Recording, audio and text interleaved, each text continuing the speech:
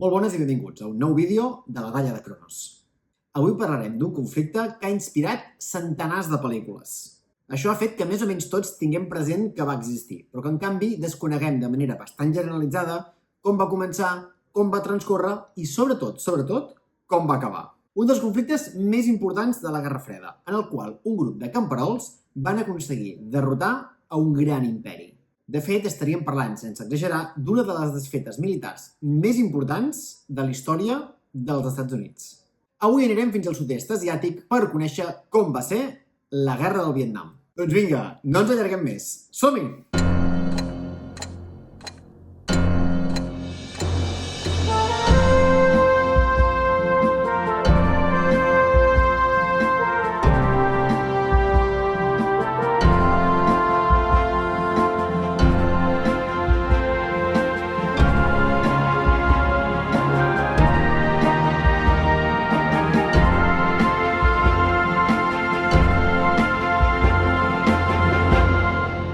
Doncs bé, com sempre comencem situant-nos. Aquesta vegada ens hem d'anar fins al sud-est asiàtic per conèixer la història d'un país que coneixem, bàsicament gràcies a les pel·lícules americanes. Doncs sí, si repassem una mica trobarem fàcilment desenes i desenes de pel·lícules que estan inspirades amb el que va passar a la Guerra del Vietnam. Gairebé totes elles, com a mínim les que hem pogut veure a casa nostra, són americanes i també tenen una sèrie de característiques en comú. La primera és que, bàsicament, el que veiem és soldats nord-americans presentats com grans herois matant vietnamites fins a la sacietat. I el cert és que en la major part de pel·lícules no veiem gaire més que això i, com a molt, les seqüeles psicològiques que els hi van deixar aquests pobres soldats el fet d'haver d'acabar amb la vida de tants vietnamites. Però, en canvi, pràcticament cap d'aquestes pel·lícules aborda temes tan importants com ara què carai feien els nord-americans al Vietnam? Però encara més important, com va acabar aquell conflicte? Qui el va guanyar? Com segur que haureu endevinat, els nord-americans no acostumen a dir qui va guanyar perquè ells van perdre. Per entendre com va anar aquest conflicte, però, és important que retrocedim molts anys enrere. De fet, ens hem d'anar fins al segle XIX. En aquell moment, la zona que avui en dia és Vietnam feia molts segles que s'havia convertit en un protectorat de l'imperi xinès. El 1885, però, en el marc del tractat que posa fi a la guerra entre França i la Xina, s'acorda que totes aquelles terres, conjuntament amb el que avui és Cambodja i Laos, passaran a convertir-se en colònies franceses. Aquesta nova administració es coneixerà com la Indoxina francesa, i tot i que es mantindran de manera formal alguns governants locals, a la pràctica seran només titelles, i el gruix de l'administració d'aquestes terres serà regida des de París. Durant els primers anys de domini francès hi van haver alguns moviments de resistència, però el cert és que l'imperi va aconseguir reprimir-los amb certa facilitat. De fet, aquests primers moviments de resistència a l'ocupació francesa, més que una independència formal, recordem que abans els francesos tècnicament tampoc la tenien, bàsicament el que buscaven era una millora de les seves condicions materials de vida. I és que el sistema colonial francès, tot i que sembli redundant, era molt colonial. És a dir, s'establien enormes diferències socials i legals entre la població autòctona de la zona i els administradors francesos. És a dir, si eres asiàtic o eres blanc, la teva diferència en quant a drets, estatus i realitat material era abismal. El 1918 acaba la Primera Guerra Mundial i, com ja vam explicar a la nostra sèrie de vídeos sobre aquest tema, es convoca una gran conferència internacional a París l'any següent, el 1919. París es converteix en la gran ciutat que ha d'acollir el debat sobre com ha de ser el món de la postguerra. Aquesta conferència, que es coneixerà com a Conferència de Versalles, rebrà delegacions de tot el món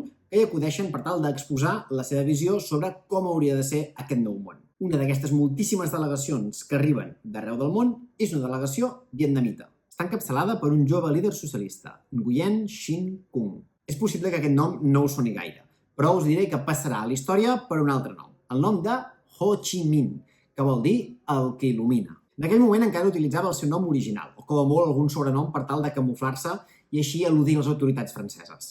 Era un jove nascut l'any 1890 i, per tant, al moment de la conferència de Versalles tenia només 29 anys. Havia anat fins a l'altra banda del món per tal de defensar els interessos de la seva gent. No us penseu que va anar fins a Versalles amb la intenció de portar una proposta independentista, sinó que bàsicament el seu discurs es basava, sobretot, en la idea de propugnar la igualtat racial, i, per tant, la igualtat de drets. Però a Versalles aquests principis sobre la igualtat racial no van ser especialment ben acceptats. Penseu que fins i tot el Japó ho va intentar proposar i a ells també els hi van dir que no. Per tant, imagineu-vos el que li van dir a la tímida delegació vietnamita que amb prou feines va poder reunir-se amb representants de les potències allà congregades. En aquell moment, totes aquestes potències no ho sabien, però en el futur sentirien a parlar, i molt, d'aquest jove. De 1819 ens fem un salt fins al 1940. Ha començat la Segona Guerra Mundial i en aquell moment recordem que França s'enfronta a les potències feixistes.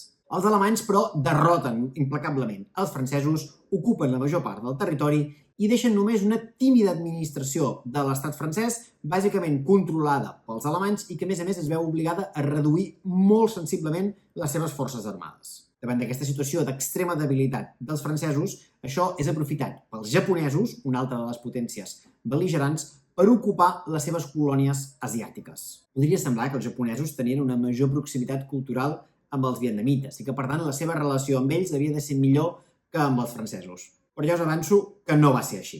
L'administració de l'ocupació japonesa va ser realment brutal, com ho va ser pràcticament a tots els territoris que van ocupar. I això va generar una animadversió molt gran per part de la població autòctona, que en aquest cas, a més, tenien l'afegitó que tenien ajuda exterior. La Xina era un altre dels països que estava en guerra amb els japonesos i, per tant, no va dubtar a ajudar, a armar i a entrenar a la resistència vietnamita per tal d'intentar debilitar al màxim l'imperi japonès. Així doncs, arreu del Vietnam es comença a organitzar diversos grups de guerrilla que faran front a les tropes japoneses.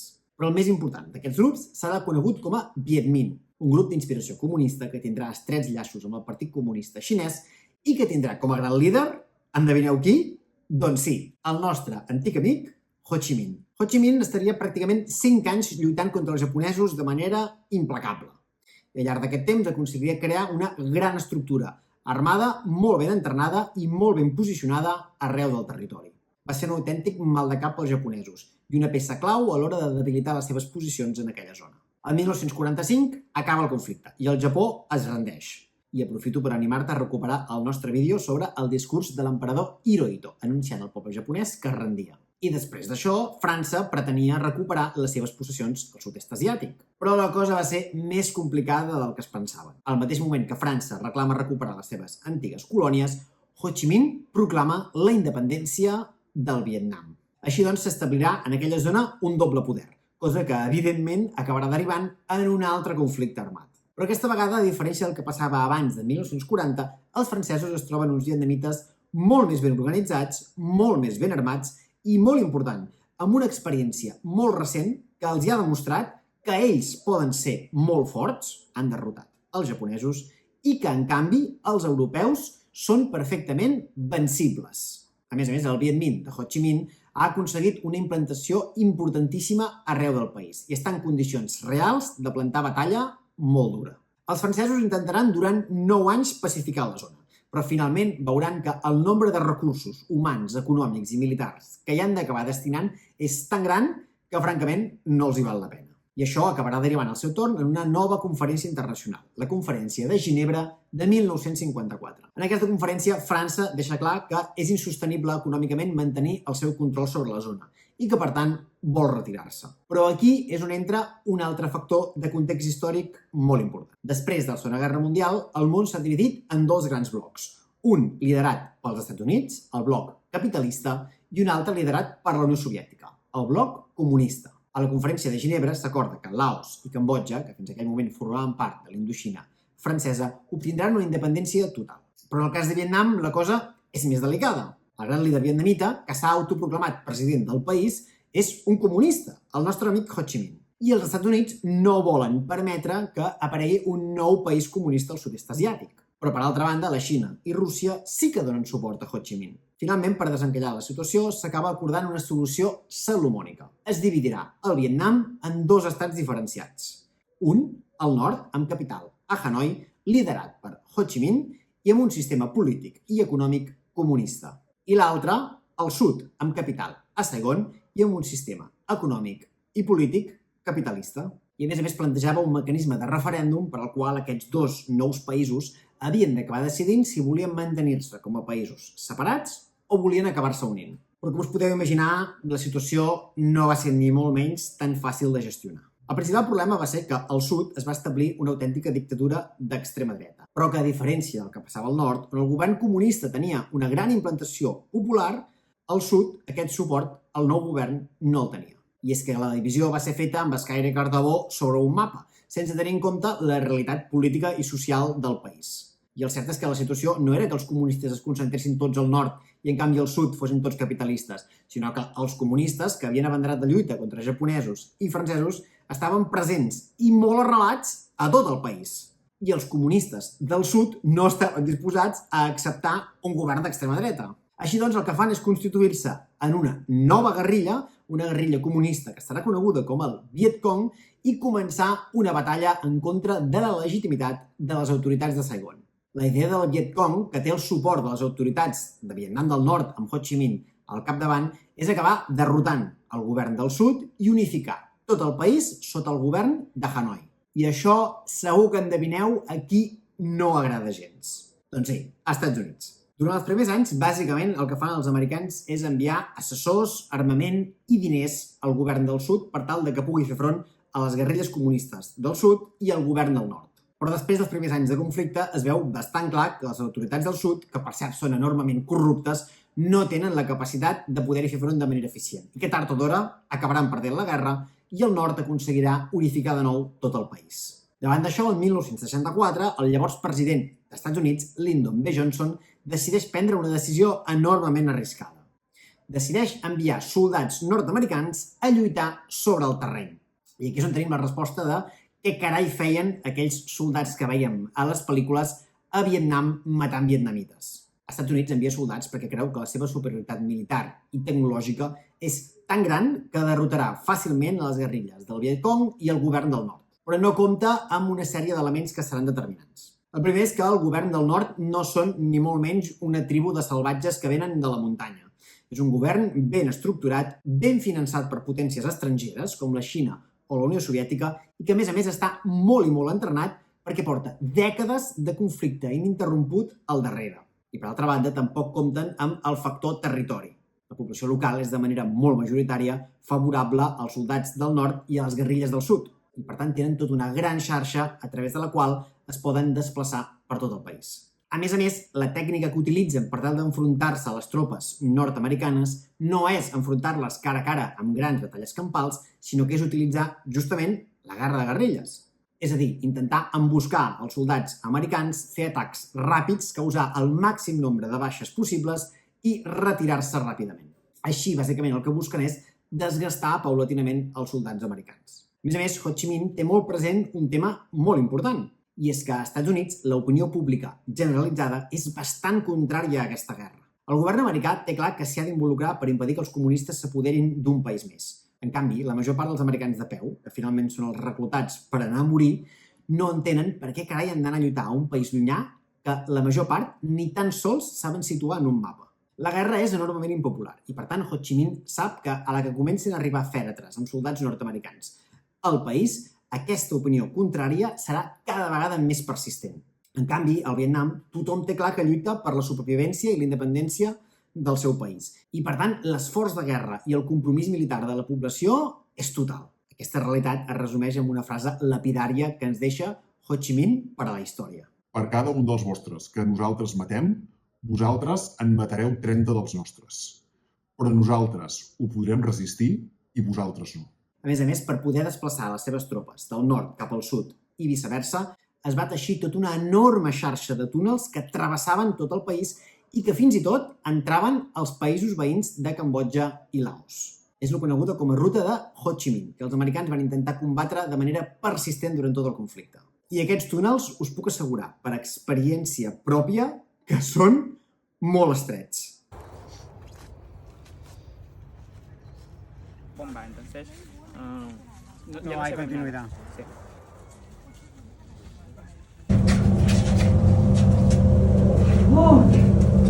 Eso era un agujero para aire. Having a gun, yeah. Bố đi sân nắng xong không á.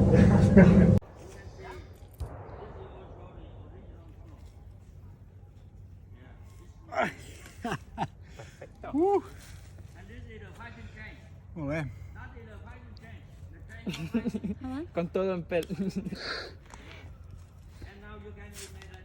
Uy. Un bon exemple d'aquesta tàctica militar d'atacar ràpid i retirar-se és el coneguda com a Gran Ofensiva del Tet, de 1968. El Tet és una festa tradicional vietnamita i també és la data que van aprofitar els comunistes per atacar de manera ràpida i simultània diferents posicions al sud. És una de les grans ofensives que va viure tot el conflicte. I tot i que des d'un punt de vista militar el cert és que no van aconseguir grans objectius, des del punt de vista propagandístic van demostrar que realment eren un combatent perillós i que podia plantar cara de tu a tu al totpoderós exèrcit americà. Per cert, de l'ofensiva del Tet ens ha quedat una de les fotos més històriques de tota la guerra. És la foto que rep el nom de Mort a Saigon, que va prendre el fotògraf Eddie Adams. En aquesta foto es veu com un oficial de la policia del sud executa a sang freda un militant del Vietcong que ha estat capturat en el marc de l'ofensiva del Tet. Tal com va preveure Ho Chi Minh, els morts nord-americans s'anaven acumulant en gran mesura. L'opinió pública nord-americana cada vegada era més reàcia a aquest conflicte i això va acabar provocant fins i tot un canvi a la presidència. Nixon arriba al poder prometent, entre altres coses, mà dura i una política militar implacable per derrotar definitivament els vietnamites. I efectivament ho va portar a la pràctica. Va utilitzar mètodes d'extrema crueltat centrant-se sobretot en fer patir a la població civil. La idea era que si els habitants de tots els poblets repartits per la selva eren un factor clau a l'hora de garantir l'avituallament i la supervivència dels guerrillers, doncs llavors el que s'havia de fer era bombardejar sense pietat tots aquests pobles. De fet, es va bombardejar amb tanta intensitat que fins i tot es van arribar a travessar les pròpies fronteres vietnamites. Com que part de la ruta Ho Chi Minh, que hem parlat abans, arribava a territori de Laos i Cambodja, també aquests països, que tècnicament no formaven part del conflicte, van acabar sent bombardejats per l'aviació nord-americana. D'aquesta campanya de bombardejos ens en queda una dada esfereïdora i també una foto pel record. La dada és que sumant Vietnam, Laos i Cambodja van arribar a caure més de 7,5 milions de tones d'explosius. Això, perquè ens en fem una idea, és més que tot el que es va arribar a llançar durant la Segona Guerra Mundial, sumant tots els bàndols. I la foto és la coneguda com a la nena del napalm. El napalm és un producte químic que s'utilitzava als explosius, que bàsicament el que fa és generar un enorme incendi químic. Aquest tipus de bombes eren les que queien sobre els pobles. I concretament, un d'aquests bombardejos va ser immortalitzat pel fotògraf Nick Ut. En aquesta foto es veu com una nena corre desesperada amb greus cremades al seu cos després que el napalm li hagi desfet la roba. Ho Chi Minh moriria l'any 1969. I per cert, avui en dia podeu visitar a Hanoi l'increïble mausoleu on reposen les seves restes.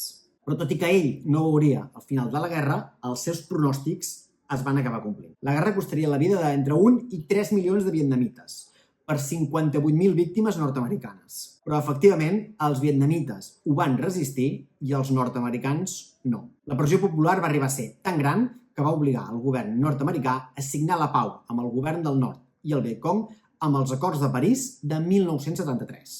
A partir d'aquell moment, els Estats Units es retiren del conflicte i passaran a tornar a aportar únicament suport econòmic i assessorament militar al govern del sud. Però com ja passava abans de l'inici de la intervenció americana del 1964, es va fer evident que el govern del sud no tenia capacitat per fer front al del nord. I per tant, després de la retirada americana del 73, el govern del sud només trigaria 2 anys a acabar de ser del tot derrotat. A finals d'abril de 1975, les tropes del nord ja són les virtuals guanyadores del conflicte. I falta molt poc perquè entrin a la capital del sud, a Saigon, i donin per finiquitat al seu govern. Davant d'aquesta situació, tot el personal que havia treballat pel govern del sud busca desesperat una via per abandonar la ciutat i així intentar evitar la repressió dels comunistes. Els Estats Units va evacuar a milers de persones, però no va donar l'abast i va acabar abandonant-ne moltes altres a la seva sort. Això ens va donar lloc a una altra fotografia històrica. És una foto presa pel fotoperiodista Hubert Van Es, el dia 19 d'abril de 1975. A la foto es pot veure com un helicòpter s'enlaira des del terrat d'un edifici. Aquest helicòpter evacua una sèrie de refugiats, però en canvi a terra es queden desenes d'altres persones que també necessiten ser evacuades però que no tenen lloc a l'helicòpter i que veuen desesperades com se'ls priva d'una sortida segura. Si mai aneu a Saigon, per cert, aquest edifici, que en aquell moment eren oficines del Servei d'Intel·ligència nord-americà, de la CIA, avui és un edifici d'apartaments. Per tant, es pot pujar fins al terrat per veure en primera persona el lloc dels fets d'aquesta foto. En tot cas, l'abril de 1975 es dona definitivament per finiquitat al govern de Vietnam del Sud. S'acaba complint, doncs, el pitjor malson dels Estats Units, que el Vietnam s'acabés unificant sota el govern de Hanoi i amb un sistema comunista. De fet, avui en dia, el 2024, Vietnam és encara formalment un país comunista. I a més segueix sent també el nom d'una de les derrotes militars més sagnants de la història dels Estats Units, que efectivament mantenen un gran trauma al voltant d'aquest tema, cosa que s'explica en totes aquestes pel·lícules que, malgrat ens ensenyen aquest conflicte que ha quedat tan marcat a la seva memòria, l'única cosa que ens hi deixen veure és, bàsicament, soldats nord-americans matant a pobres vietnamites. Valia la pena complementar tota aquesta informació que ens arriba de Hollywood amb una mica d'història fidedigna. Doncs bé, fins aquí el capítol d'avui. Esperem que t'hagi agradat. I si és així, no t'oblidis de subscriure't i activar les notificacions per no perdre els vídeos que anirem penjant cada setmana. Recorda també que ens encanten els teus comentaris i que tenim un canal de WhatsApp on també passem tots els vídeos. Espero que ens veiem molt aviat. Fins la propera!